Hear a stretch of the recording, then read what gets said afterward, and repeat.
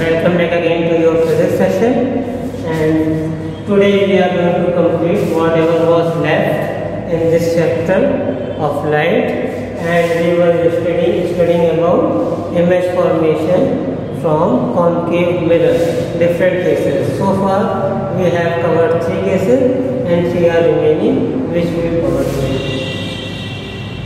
So let me repeat what we have studied so far. First was our case 1 was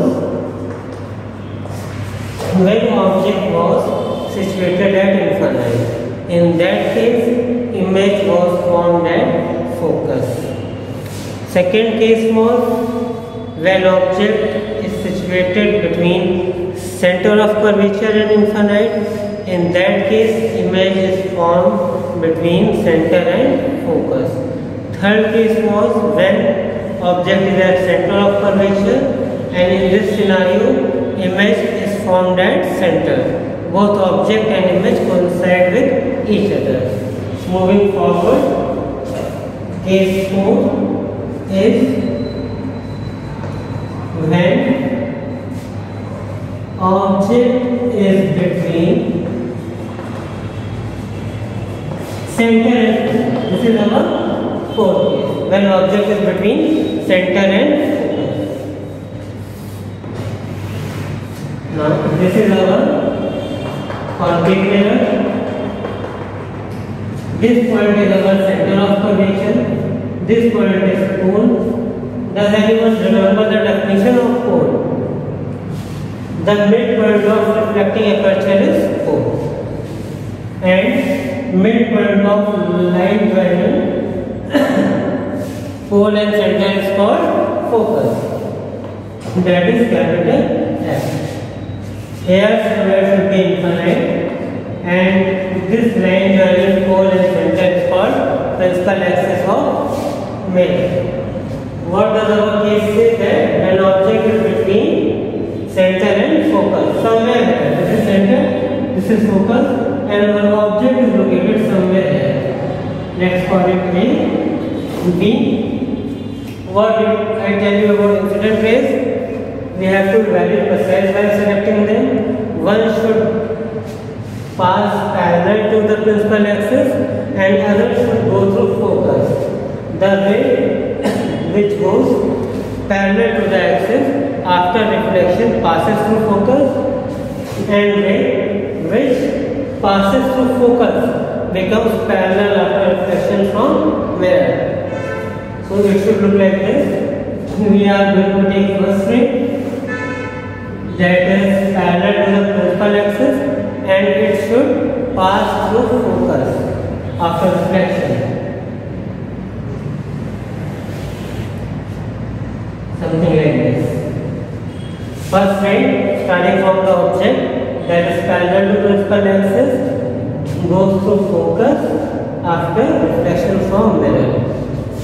And second ray we are going to choose in a way that it should go through focus like this. This is our second ray, and when the ray goes through focus, then after reflection from mirror it becomes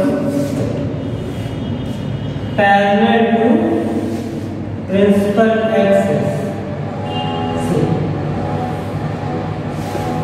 These two reflected rays are cutting each other here, so this is our image. That is called A dash B dash. AB was our object, A dash B dash is our image. Can you specify the specifics about this image? Where it is located? What are the natural things that you can say about it? First thing first.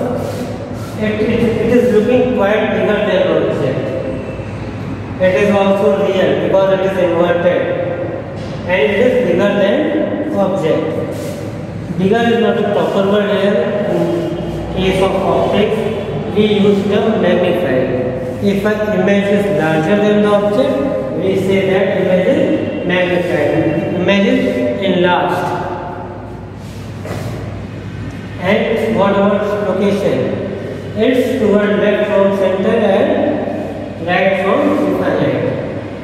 So image is formed in between center of curvature and infinite. Object was located at between center and focus. So for fourth case, we have to remember that when object is situated between center and focus, then image is formed between center and infinite always. And what about the nature of image? It is real, it is inverted, and it is magnified. So that's for our fourth case. Now comes our fifth case, that our object is located at focus.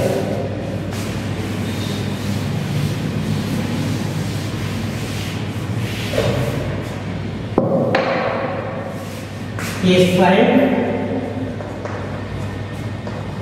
Object is located at focus. What was our first case? When image was at infinite. In that case, image was found at focus. This case is a opposite of this. This time the object is at focus, and in this case, image will be found at infinite.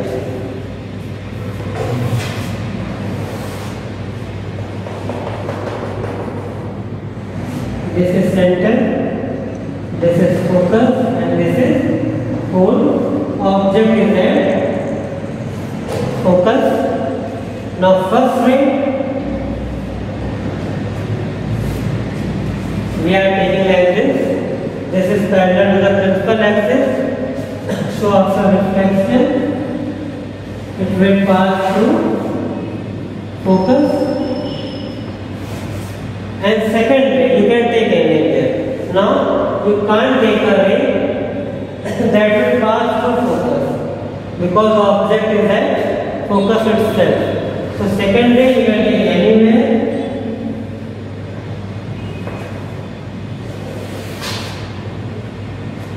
And it shall look like this.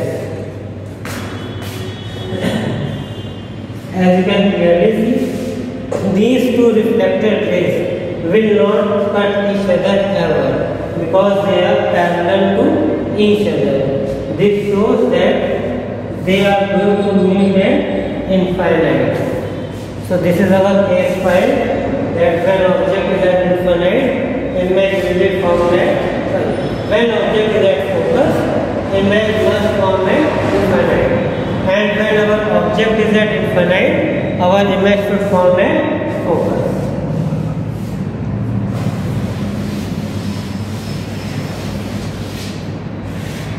Now let's try to remember all 5 cases. First was when object is first case.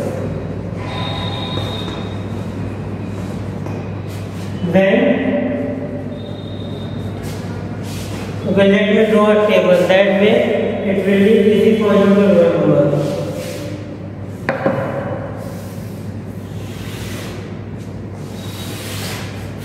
Location of object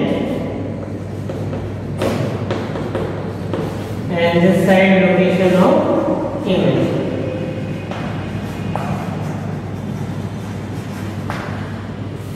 Case 1. When I am going to use O for object. When O is at infinite. This says that when object is at infinity, that in that case our image was formed at focus. Then image at focus.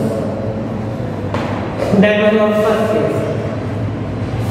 Second case was when object is between center and infinite. Rather, when object is between infinite and center.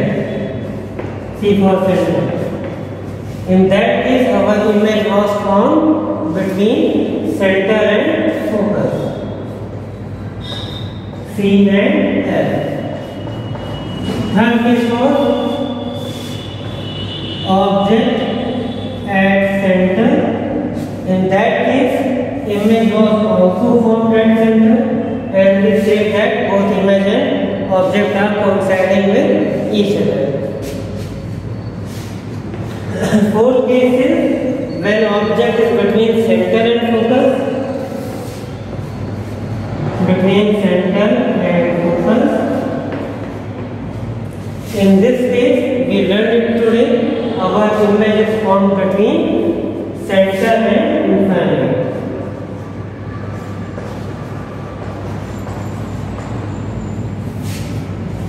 See, 2 and 4 are just opposite of each other.